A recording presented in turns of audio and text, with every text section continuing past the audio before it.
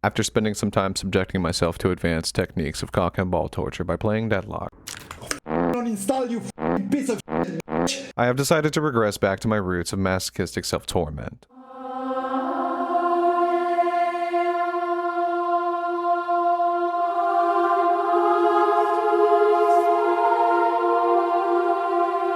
Stronghold Crusader, a real-time strategy role-playing game from 2002 made by Firefly Studios, where you play as one of the greatest types of people in history, a holy lord of the Crusades. Taking over and ruling every square inch of sand you can feasibly put troops on, you will rule the desert with a passion that can only be fueled by the scriptures of the Bible. The game takes place during the 12th century, recreating the campaigns of the Christian empires and the papacy against the Islamic forces of Arabia, who occupy the Holy Land, the homeland of the Christian religion. You will be put against some of the hardest that I have ever had to deal with in any game, not because it's hard, but because the game is the AI is horrible, and I love it. In some instances, the only way to win a scenario is to completely bug out the enemy AI and force them to lose via bovine injection. Nothing feels better than forcing the unwashed masses of your herd upon those who find it sacred, only to crumble to ashes when faced with the reality that they can't harm the animal, and if they do, they will be sent to hell. Not by me, but by God himself.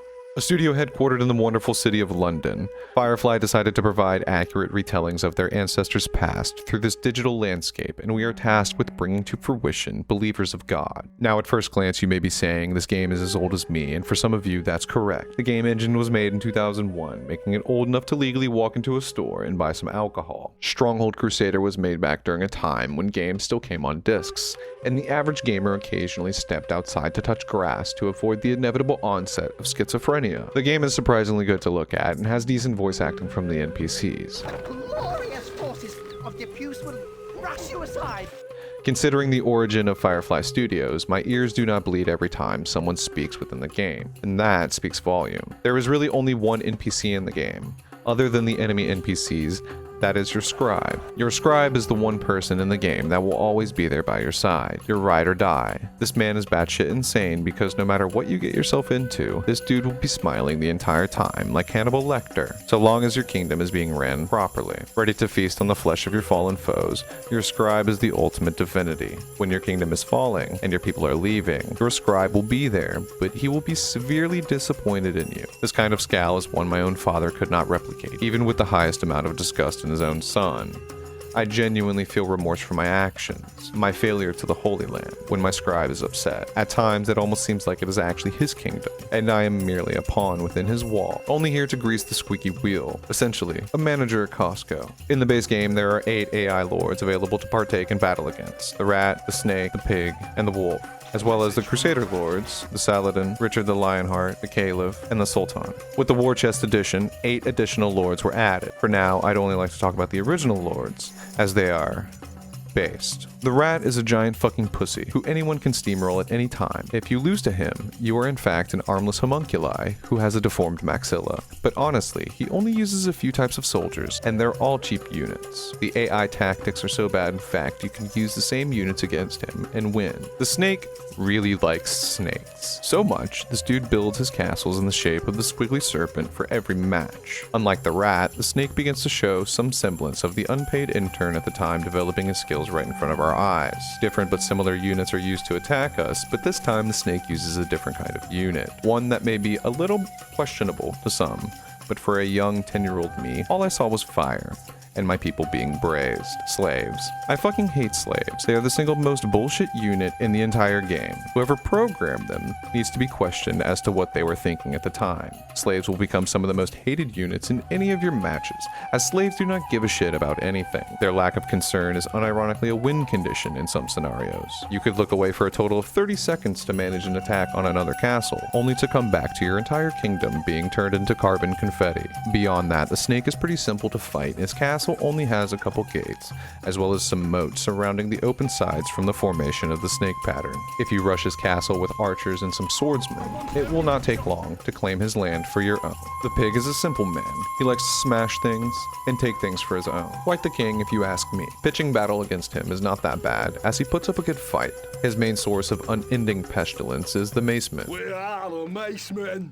The macemen are a melee type of unit that is quite mobile, and does well at taking on large groups. If it's archers though, better hope you brought your prayer book. They are capable of tearing down castle walls at exceptional speeds and marching right into the nest of the enemy. With the fear of God and no man standing in their way, they are the strongest units on the battlefield, other than horse archers, but more on them later. As far as ranged units goes, the pig uses crossbowmen, arguably the most broken unit in the entire game if paired with a mobile wall or tower. Sometimes when building my battlements, I find myself relocating to another place in space-time. It feels familiar.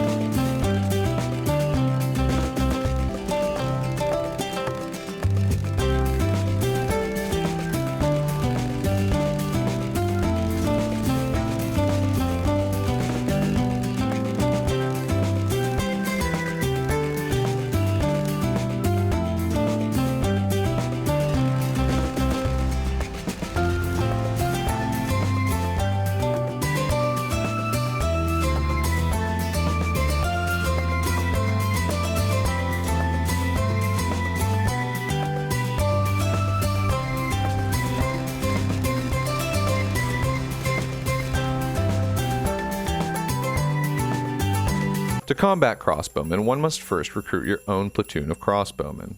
After that, place down a cathedral and buy as many monks as you humanly can, and go flush as much digital flesh down the metaphorical toilet as possible.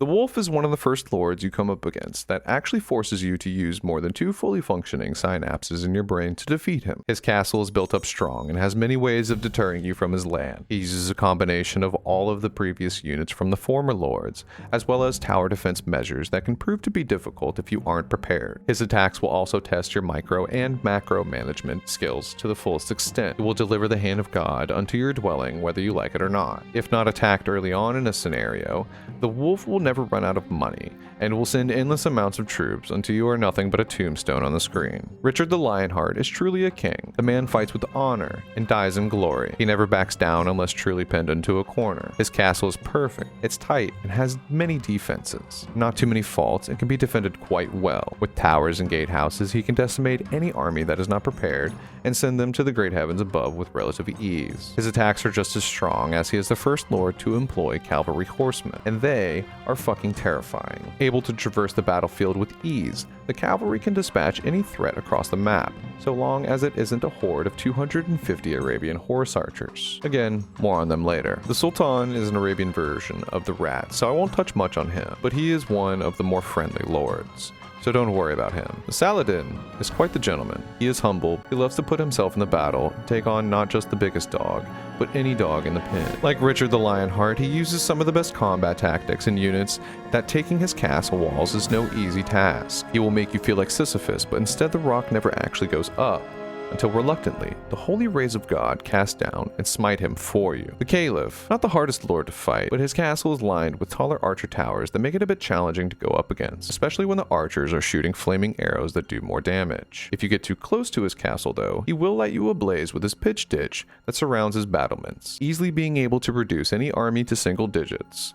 The pitch ditch is not to be messed with. Like the snake, Caliph likes to commit slight war crimes in order to get an advantage on you, employing hordes of slaves to burn down your food supplies, further disrupting your logistics, and leading to shortages in ration, eventually causing your people to cannibalize one another. Really not cool if you ask me. Generally a massive pain in the ass. There are more lords that were added in later expansions of the game, but honestly all of them are loosely similar to most of the previous lords, with some alterations of course. Going over them feels pretty redundant. I'd now like to talk about the fighting units in the game, the bread and butter, the meat and potatoes. Hey, post-recording me. I forgot to put this in the script, but this guy is a monk, and he is really good. He's basically a mace man, so Yeah, use him like one. He's kind of weak, but also really cheap, and the only barrier to entry for getting them is a cathedral, so there you go. I'm going to split them into two categories, as there are really only two types of fighting in this game, melee and ranged. First, let's talk about melee, as sieging a castle is nearly impossible to do without them. Melee units are soldiers that can fight at close range only. They are vulnerable to ranged units and siege engines, but they can prove devastating if they get near an enemy or castle wall. To recruit any melee unit, place down either a barracks or a mercenary post. From there, depending on the type of unit you want to recruit, you will either need to have the corresponding workers building to craft the weapons, or have more gold than a Saudi oil prince. For melee units, you have the spearmen, macemen, pikemen, swordsman, knight or cavalry, slave, assassin, and Arabian swordsman. Your own player-controlled lord can also be used as a last-ditch melee unit as well. Spearmen are generally okay. They're good in a pinch when you don't have much gold in the beginning, but don't expect to take anyone's walls with them. They get folded like origami napkins under the slightest breezy conditions. Macemen are your man's man. They enjoy swinging, smashing, and snorting. These sows will feed your people so long as you feed them. They can take on most enemies, but range is their Achilles heel. Pikemen are a better variant of spearmen, but with added costs of course. They move quickly and do hefty damage to most units. They work well against siege weapons, and paired with other units, they can be a force unto those in their way. Swordsmen are excellent fighters, who wear metal armor. Their equipment makes them slow, but well protected against projectiles, and their tempered steel dishes out high damage to anything that gets near them. Knights, or cavalry, are durable armored units that can ride a horse into battle and inflict great damage in the enemy ranks. Its exceptional statistics make him one of the most expensive units of the game. Making an army of knights is usually never done, unless you are sitting on vast amounts of wealth. Slaves. Slaves are cheap mercenaries who run around carrying only torches, capable of setting enemy buildings on fire. They are defenseless, but can cause a lot of damage if left unchecked, and I mean a lot of damage. The slave's place is not on the battlefield, as their low health and strength means that instant death from any other troops is almost inevitable. They are rather good in raids, attempting to burn and cripple buildings. In numbers, slaves can take on even units in light armor due to the culminated damage output. Although slaves see little utility in direct combat, they can assist in sieges by setting off traps and drawing attention, opening a window of opportunity for other troops to close the distance. God's greatest sacrifice. The cheapest unit available at the mercenary outpost. Alone, slaves can't do anything. Their non-existent durability makes them die from a single attack. In high numbers, which is easy to achieve, given their extremely low costs, they can cause some turmoil even if the enemy is not able to stop their advances. The reason is simple. They are able to set fire to buildings. All you have to do is to force your way through and watch as the enemy buildings burn to the ground. Slaves are made to make the lives of your enemies miserable. Most of the maps in the game won't let them protect their whole base, so what you can do is go in and burn the stone quarries and iron mines, meaning that a small group of slaves can cause massive resource loss to the enemy. If the enemy is camping their buildings, setting them ablaze can end the whole match. There's nothing more demotivating as watching dozens of your buildings burn and being unable to do anything about it. Truly amazing. The assassin is a stealthy mercenary unit that uses a black outfit to stay hidden from the enemies in long range, walking through the shadows. Carries a grappling hook next to his saber, which he can use to scale walls and gatehouses, and other forms of restrictions. Also, they do not have to enter the enemy's keep through the front door. They can just scale the walls. Assassins are good when you have decent funds and want to end a game quickly, as once you have entered someone's castle without detection, it's not easy to defend once the assassins have their grip. The Arabian swordsman is a heavy mercenary unit that wears metal armor and has a round shield to protect itself. He can swing his scimitar to deal heavy damage up close. With larger groups of them, they can become virtually unstoppable. Being quite slow, they do not bring upon the swiftest death, but is an assured one at that. They are also one of the most expensive units in the game, but do not require additional buildings to recruit, unlike Christian swordsmen. Now, for the ranged category. Crossbowmen are perfect for castle defense as they have high damage and can be made fairly easy if the resources are available. Placing them on top of towers and around your walls will make it extremely hard for anyone to make it up close, essentially forcing the enemy to utilize siege machines. Arabian horse archers are insane. To think that a mobile unit with a high rate of fire as well as high damage would be broken. Taking a horde of these bad boys straight to the front door of any castle is an instant win. Imagine the scene from the movie 300 where the Persians launch thousands of arrows into the sky. That is exactly what happens when you spend over 20,000 gold to crush your enemy. Do that about 6 more times and you've won. Easy, not broken at all. Other than that, you have siege weapons, and really, they aren't all that great as they are pretty slow and they don't do that well. They are cruel and unusually funny to use though, because you can hurl the carcasses of dead cows into your enemy's base to promptly spread the plague amongst his people. AI lords will also use those siege weapons, so be careful. Steam says this game is 10 out of 10, and honestly, it is. If you enjoy real-time strategy games, or even games set during this time period, I highly recommend you check it out. Sometimes the entire studio has an IP sale, and you are able to pick up most of their games for pretty cheap, allowing you to play every Stronghold game in its sweet, sweet glory. Anyways, thank you guys for watching. If you have got this far, please like, subscribe, comment if you want. Have a good one.